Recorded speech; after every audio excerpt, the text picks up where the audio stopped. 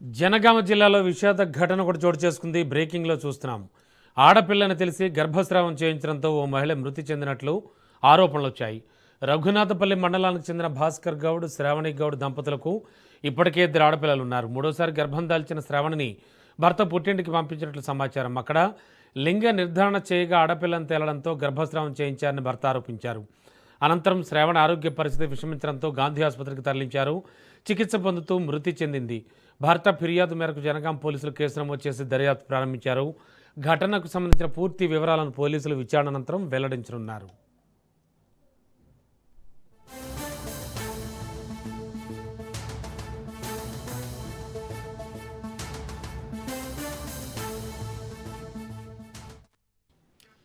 జనగామ జిల్లాలో జరిగిన విషాద ఘటనకు సంబంధించి బ్రేకింగ్లో చూస్తున్నాం. Raj news on screen.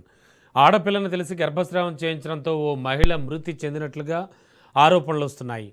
ఇక ఇదే అంశానికి సంబంధించి లేటెస్ట్ ఇన్ఫో అందించడానికి మా కరెస్పాండెంట్ చంద్రశేఖర్ సిద్ధంగా ఉన్నారు. శేఖర్, యాక్చువల్గా జరిగింది ఏమిటి?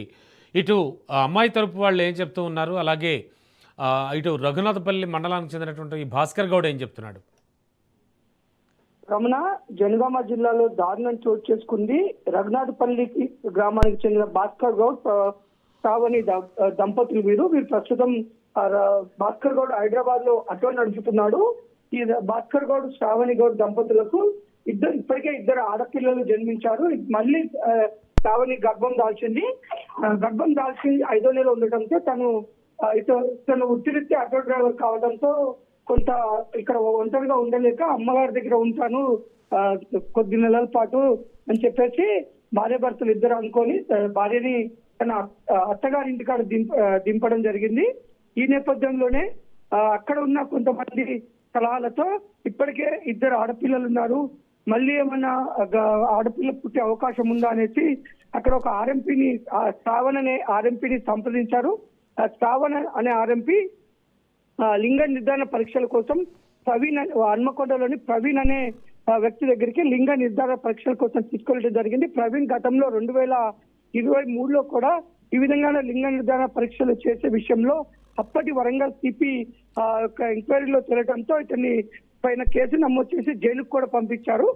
తిరిగి మళ్ళీ జైలు నుంచి బయటకు వచ్చిన తర్వాత ప్రవీణ్ ఈ విధంగా చట్ట వ్యతిరేకంగా లింగ నిర్ధారణ పరీక్షలు చేస్తున్నాడు. ఆర్ఎంపీ శ్రావణ్ సలహాతోనే ఈ యొక్క అత్తగారు ఎవరైతే భాస్కర్ గౌడ్ అత్త శోభ ఇక్కడికి తీసుకురావడం జరిగింది. ప్రవీణ్ లింగ నిర్ధారణ పరీక్షలు చేసిన తర్వాత తిరిగి గర్భంలో ఉంది ఆడ శిశువు అని చెప్పడంతో వారంతా కూడా తిరిగి ఇంటికి వెళ్లి జనగామకు వచ్చిన తర్వాత ఆర్ఎంపీ శ్రావణ్ తో మాట్లాడి అదే జనగామ కేంద్రంలో ఉంటున్న అనసూర్య అనే ఒక ఏఎన్ఎం దగ్గరికి తీసుకెళ్ళడం జరిగింది.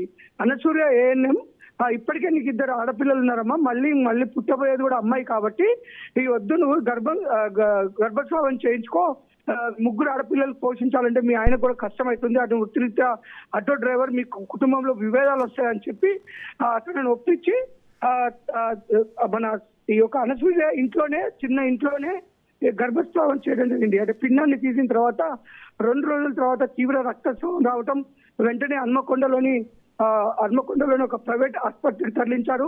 అక్కడ 2 రోజుల పాటు ట్రీట్మెంట్ వచ్చిన తర్వాత ఆ యొక్క పరిస్థితి ఇచ్చడంతో తనని హైదరాబాద్ తీసుకెళ్లారు. 2 రోజులు హైదరాబాద్ లో చికిత్స పొందిన తర్వాత తను మృతి చెందడం జరిగింది. తన భార్య మృతికి కారణం తన అత్త, తర్వాత ఆర్ఎంపీ వైద్యుడు శ్రావణ్, అలాగే ప్రవీణ్ ఎవరైతే లింగ నిర్ధారణ పరీక్ష చేశాడో ప్రవీణ్, అబార్షన్ చేసిన శ్రావణిల పైన భాస్కర్ గౌడ్ మృతి చెందిన మృతురాలి భర్త భాస్కర్ గౌడ్ జనగామ పోలీస్ స్టేషన్ ఫిర్యాదు చేయడం జరిగింది. ఇప్పటికే పోలీసులు 2ని అదుపులోకి తీసుకున్నారు.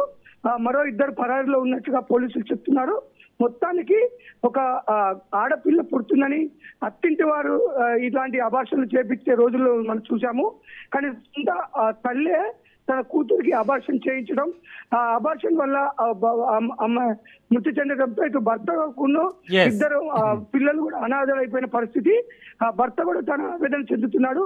నా భార్యకి అనవసరంగా నాకు ఎలాంటి చెప్పకుండానే అబార్షన్ చేయించి నా భార్య మృతికి కారకులైన వీరందరిపైన చర్యలు తీసుకోవాలని పోలీసులు కంప్లైంట్ చేశాడు. Ramana, okay, thank you.